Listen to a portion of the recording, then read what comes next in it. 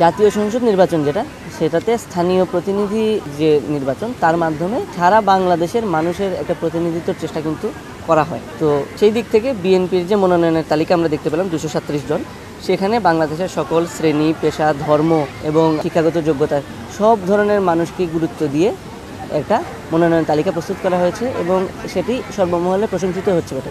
তো একই সাথে যে মাঠ পর্যায়ে যে নেতৃবৃন্দের যোগ্যতা আছে এবং একই সাথে জনপ্রিয়তা আছে সেটাকে বিশেষ গুরুত্ব দিয়ে এবার মনোনয়ন তালিকা চূড়ান্ত করার চেষ্টা করা হচ্ছে এবং সেই বিষয়ে আমরা যারা বাংলাদেশি জাতীয়তাবাদীদের মধ্যে তরুণ প্রজন্ম, আমরা আসলে খুবই আশাবাদী এবং এই ধরনের পজিটিভ যে রাজনৈতিক পদক্ষেপগুলো সেগুলো যদি আমরা সামনের দিনে চালিয়ে যাই একইভাবে, তাহলে আমাদের এই যে জাতীয় নির্বাচনে আমরা অত্যন্ত ভালো ফল পাবো বলে আমরা আশাবাদ ব্যক্ত করছি। এবং একই সাথে দেখবেন যে আসলে বাংলাদেশি জাতীয়তাবাদী যারা, বাংলাদেশি জাতীয়তাবাদী দল বিএনপি, বাংলাদেশি জাতীয়তাবাদী ছাত্র দল এবং অন্যান্য সহযোগী সংগঠন, কিন্তু আমরা সবসময় কিন্তু ইনক্লুসিভ রাজনীতির চর্চা করি। সেই একটা যে আমাদের পরিচয় আছে সেটার কিন্তু যথাযথ ইমেজ আমরা আপনার মিডিয়া বলেন কিংবা অন্যান্য জায়গা বলেন আমরা বিগত দিনে সঠিকভাবে গড়ে তুলতে পারিনি। কিন্তু এই যে আমাদের যে পজিটিভ স্টেপগুলো আমরা রাজনীতিতে রাখছি তার মাধ্যমে আসলে আমাদের এই যে অন্তর্ভুক্তিমূলক এবং প্রগতিশীল রাজনীতির যে পরিচয় আমরা দিচ্ছি সেটা উঠে আসছে এবং সকল প্রজন্মের কাছে বাংলাদেশের যারা গণতন্ত্রের পক্ষের এবং যারা বহুদলীয় রাজনীতির পক্ষে তাদের কাছে একটা পজিটিভ মেসেজ আমরা দিতে পারছি। যে নমিনেশনটা দেয়া হলো, আমার মনে হয় যে এবার আগের বারের তুলনায় এবার অনেক ভালোভাবে বাছাই টাছাই করে দেওয়া হয়েছে। কারণ প্রত্যেকটা জেলায় দেখা গিয়েছে প্রত্যেকটা জায়গায় অনেক শিক্ষিত মানুষরা যারা ছিল তাদেরকে দেওয়া হয়েছে, যারা জনপ্রিয় তাদেরকে দেওয়া হয়েছিল। আসলে মানুষের জনপ্রিয়তাটা মানুষের কাজকর্মের মধ্যে দিয়ে আসে। মানুষ যখন ভালো কাজ করে মানুষ তখন তাকে পছন্দ করে, তাকে চাই যে সে যাক, তাদেরকেই দেওয়া হয়েছে এবং আশা করা যায় যে তারা জিতবে এবং সংসদে একটা আসন পাবে এবং তাদের কাছে আমাদের সবার জনগণের অনেক প্রত্যাশা আছে, সেটা তারা পূরণ করবে। কারণ আমাদের দেশে তো অনেক সমস্যা রয়েছে, এগুলোকে নির্মূল করবে। এখন আমাদের একটা প্রপার সরকারও নেই, সরকার আসলে সরকারের প্রতি অনেকের অনেক প্রত্যাশা রয়েছে, সেগুলোকে ফুলফিল করা তাদের দায়িত্ব। আমরা এটাই আশা করি যে তারা দায়িত্ব সহকারে আশা পূরণ করবে আমাদের। বহু বছর পরে বাংলাদেশের একটা হোল জেনারেশন তাদের প্রথম ভোট দিচ্ছেন বা দিবেন, সেই হিসেবে বাংলাদেশের সাধারণ শিক্ষার্থী, ছাত্র এবং সর্বোপরি বাংলাদেশের জনগণের মধ্যে একটি উচ্ছ্বাস কাজ করছে এবং এই আগামী জাতীয় সংসদ নির্বাচনকে কেন্দ্র করে আমাদের সাধারণ শিক্ষার্থী, ছাত্র এবং জনগণের বহুল প্রত্যাশা রয়েছে যারা এমপি নির্বাচিত হয়ে আসবেন।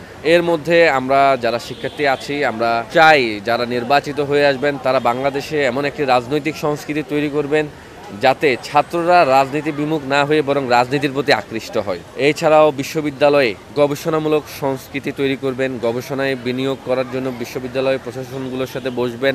বিশ্ববিদ্যালয়ের শিক্ষার্থীদের যে মৌলিক অধিকারগুলো আছে সেই অধিকারগুলো যাতে বিশ্ববিদ্যালয় প্রশাসন এবং সরকারি আপনার প্রোভাইড করতে পারে, আমরা সেদিকে লক্ষ্য রাখতে হবে যাতে কোনো ব্যক্তি বা সংগঠনের ওয়েলফেয়ারের দিকে তাকিয়ে থাকতে না হয় একটি শিক্ষার্থীকে, সেইটুকু নিশ্চিত করবে ঢাকা বিশ্ববিদ্যালয় এবং বাংলাদেশের সকল বিশ্ববিদ্যালয় এবং সকল শিক্ষা প্রতিষ্ঠানগুলো। শিক্ষার্থীদের শিক্ষা জীবন শেষে একজন শিক্ষার্থী যখন গ্র্যাজুয়েশন বা পোস্ট গ্র্যাজুয়েশন কমপ্লিট করে সাথে সাথেই যাতে তিনি একটি কর্মসংস্থানের সুযোগ পান, সেদিকে নির্বাচিত প্রতিনিধিরা একটি চোখ দেবেন বলে আমরা আশা করি এবং বাংলাদেশের যে তরুণ উদ্যোক্তা আছে, স্টার্ট আপ এবং তরুণ উদ্যোক্তাদেরকে নিয়ে বাংলাদেশের আগামী নির্বাচিত সংসদ প্রতিনিধিরা কাজ করবেন, এটি আমাদের প্রত্যাশা। বাংলাদেশের বর্তমানে সর্ববৃহৎ রাজনৈতিক দল বিএনপি তাদের 237টি আসনে মনোনয়ন ঘোষণা করেছে, প্রাথমিক মনোনয়ন ঘোষণা করেছে।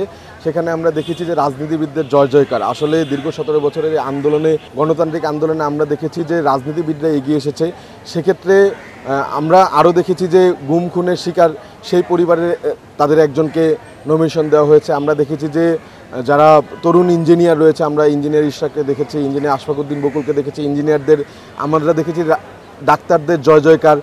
যারা আলটিমেটলি যাদের আসনে নেতাকর্মীদের খোঁজ খবর রেখেছে, জনগণের সাথে সম্পৃক্ত এবং জনগণের জন্য দীর্ঘ 17 বছর কাজ করে গেছে, গণতন্ত্রের জন্য কাজ করে গেছে, বিএনপি কিন্তু তাদেরকে নমিনেশন দিয়েছে। আমরা কিন্তু দেখেছি যে ফুটবলের মধ্যে থেকে যারা দীর্ঘদিন ফুটবল বা ক্রিকেটের সাথে জড়িত ছিল, পরবর্তীতে রাজনীতির সাথে জড়িত হয়ে জনগণের কল্যাণে কাজ করে গেছে। আমরা ফুটবলার আমিনুলকে দেখি, তারপর আরও একজন ফুটবলার রয়েছে।